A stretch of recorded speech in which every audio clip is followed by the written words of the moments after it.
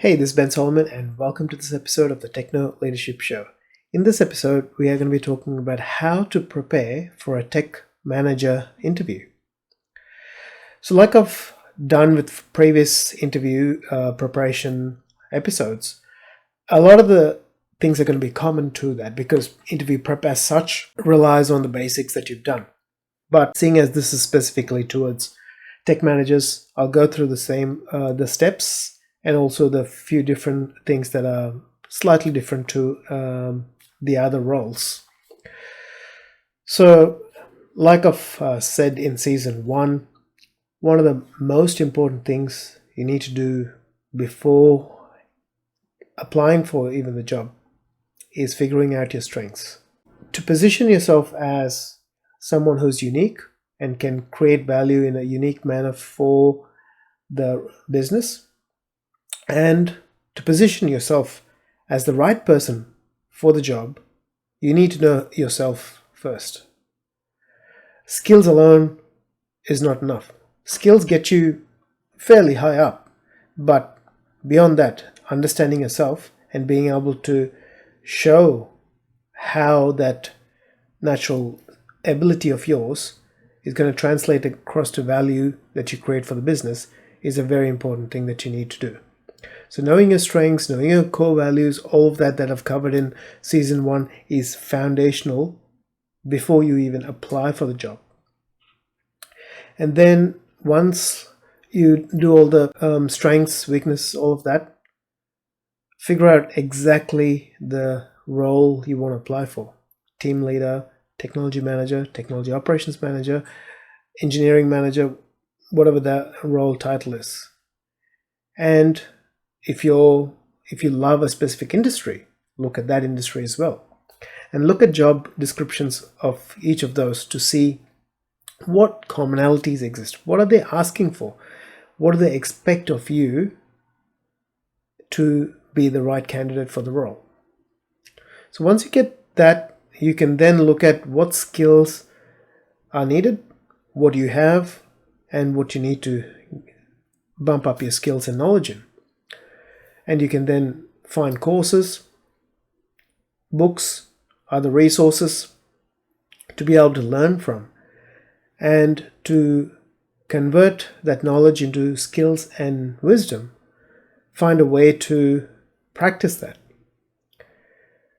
Now, practicing leadership might be if you're part of a sporting club and sporting team.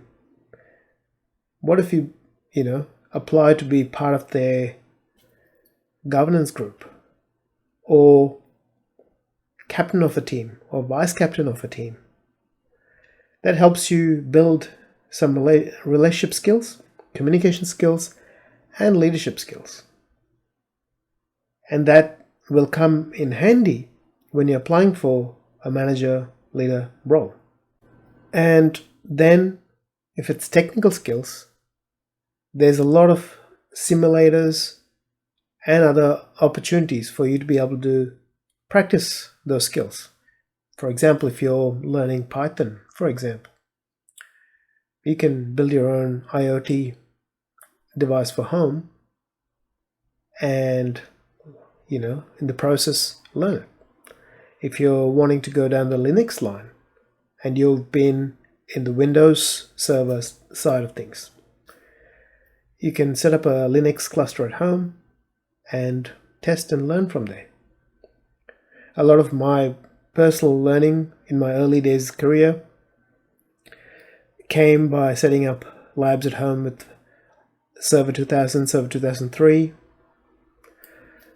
and then after that 2008 and 2008 R2 with Hyper-V and all of that, ESXi, just bought old hardware, X-Lease hardware, and played around with it and learnt, acquired the skills.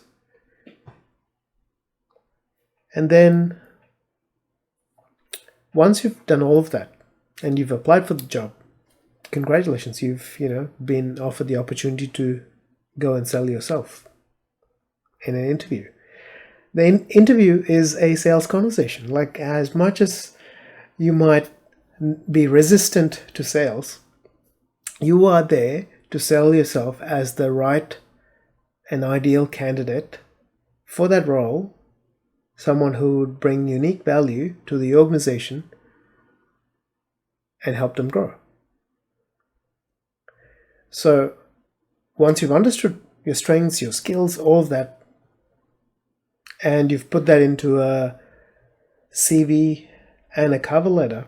Cover letter is your marketing piece that shows them that you're unique and you're someone who potentially has the skills and the ability to flourish in the role that they've advertised. And if they've gone through all of that and called you for the interview, it's the sales discussion where you have the opportunity to sell yourself as the right candidate, as the right person for that role and for that business.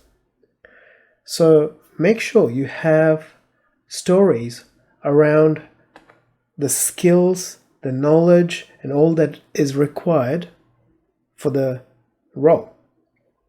For example, if you're applying for a technology manager role, you've never been a manager, but you understand the technology, you've been in a senior technology role.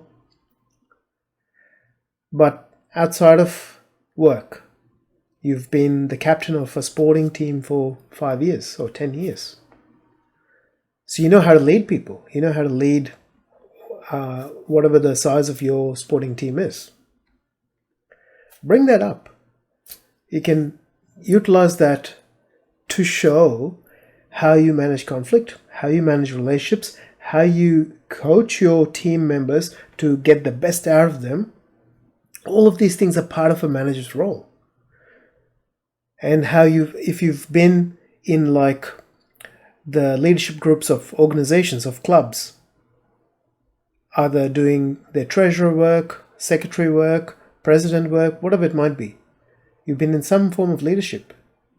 Bring that up.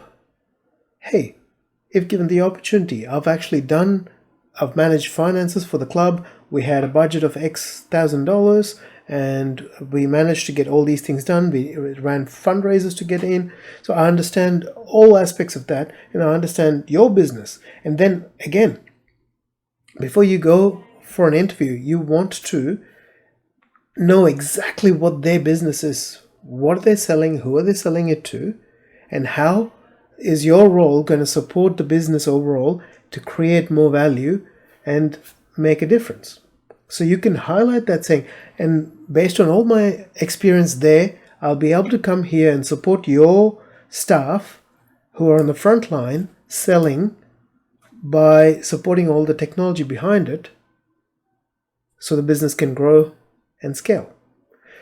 Always find ways to tie your story of what you've accomplished somewhere into what the role can do to add value to the business. It's all these three things that need to be tied together. And if you can do the narrative, if you can sell that combination well, you get the opportunity to get the job. So once all the story's been figured out, I personally do a research on who is on the panel. Most companies, at least here in Australia, tend to send you an email or give you a call and let you know who is going to be part of the panel. And in a lot of cases, you can find them on LinkedIn, get a feel for what their jobs are, how they go about things, what they like, that sort of thing. And then, especially if you're someone who is a bit nervous around interviews and things like that, visualization is a fantastic tool that'll help you prepare yourself and normalize the interview for you. So what athletes do as part of visualization is they consistently see themselves doing the right things that lead them to victory.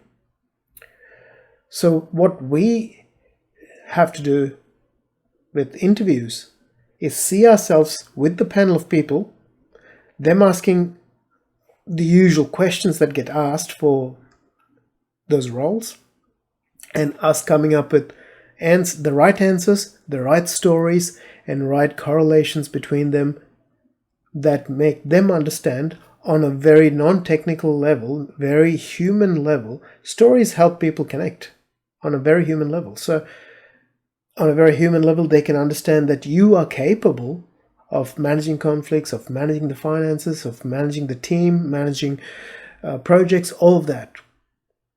And you highlight those things through stories that you tell of what you have accomplished, whether it was in previous technical roles or outside of that, where you've shown leadership and been able to manage people, manage those sort of conflict and other situations. So if you've done that, it makes you comfortable when you actually go for the interview.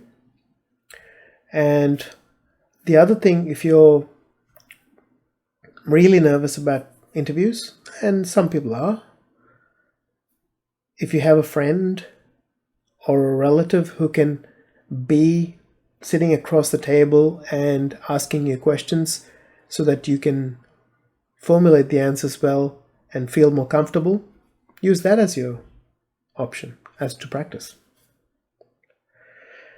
The other thing that has helped me, especially for interviews, is getting to the place of interview 20 to 30 minutes before the interview, so I can settle down, relax, get rid of nerves, get a feel for what the environment's like, what the people are like, and just feel like I know this place already. And so when I go into the interview, I already feel like I know this place, I know the people, because I've done the research, I've done the visualization, and I've been there for 30 minutes or so to get a feel for the place. And it just feels more natural. That reduces anxiety and stress around all of that and helps me just focus on what they're asking me and how I can present myself as the best candidate for the role. At the end of the day, be yourself, because you're unique, and that uniqueness needs to show through your stories, through the way you present yourself, through the way you act and all that. And do what you've been successfully practicing. If you're doing visualization, if you've done role plays with a friend or relative, you've already done the interview, so to speak, and you've already practiced, and you're just performing in that moment. So hopefully that's helped you out. There's a book also that I've recommended in previous episodes. It's a book by Brian Tracy called The Psychology of Selling, I believe it is. And that's a fantastic resource on how to sell. It's a sales book, obviously, but in an interview we're selling ourselves, and it also walks through the visualization and other exercises on how to do it well. And that's an excellent resource that you can use. So I wish you all the best in your career journey as a tech professional, manager, and leader. If you've liked this episode, please hit the like button. If you haven't subscribed yet, please subscribe to the channel so you get notified of future episodes. And all the best. Have a fantastic day and ace that interview. Take care. I'll talk to you soon.